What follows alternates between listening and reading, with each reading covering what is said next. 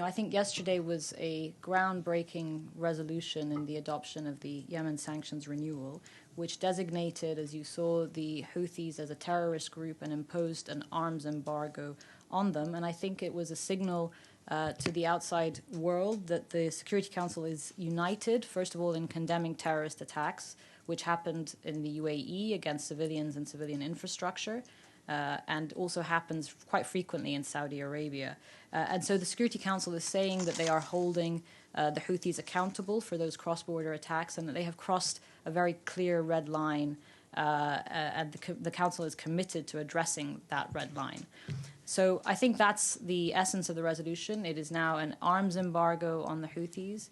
It's also the designation of the Houthis under the Yemen sanctions renewal, and it's the description of them as a terrorist group. Those are the main takeaways from the Yemen sanctions renewal, and it received widespread support.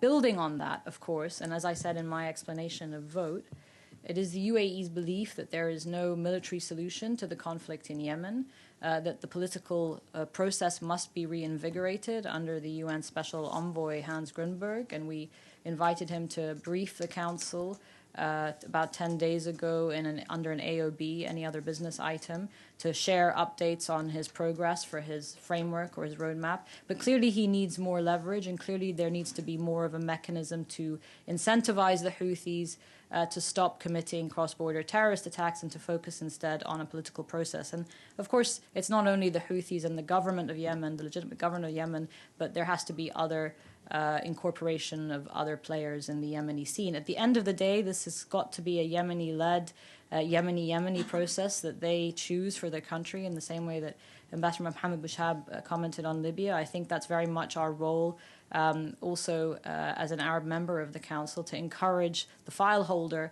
to help shape Council discourse. So that is the essence of the resolution yesterday. It's a strong, united signal from the Security Council condemning the cross-border terrorist attacks committed by the Houthis, designating them as a terrorist entity, and imposing an arms embargo on them. Now, you raised the very important question of humanitarian impact, and there was much discussion in the Council around this, and Council members, including the UAE, were rightly concerned about a financial asset freeze potentially impacting commercial activity or humanitarian aid. The humanitarian aid actors, as you know, are concerned about that. And those considerations were taken into account, and that is why there's no financial assets freeze within this sanctions renewal. Now, it's not to say that there may not be in the future if they continue to behave in this way, but it's to say that for now, this resolution doesn't impact in any way the already grave humanitarian situation on the ground in Yemen that we are all a part of the solution for.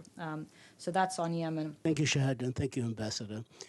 Just two clarification points. With regard to the Houthis, are they going to be referred to as the Houthi terrorist groups in future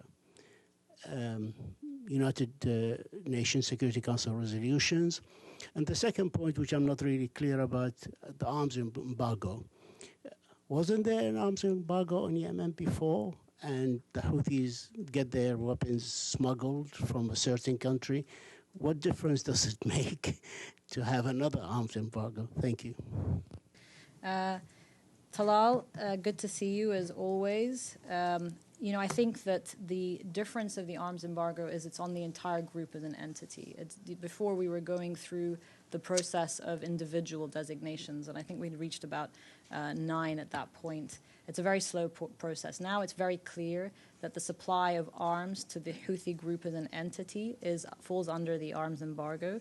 And of course, all of this is based on the panel of experts report on Yemen, which if you haven't read and you are interested in the Yemen file, I really urge you to read in close detail.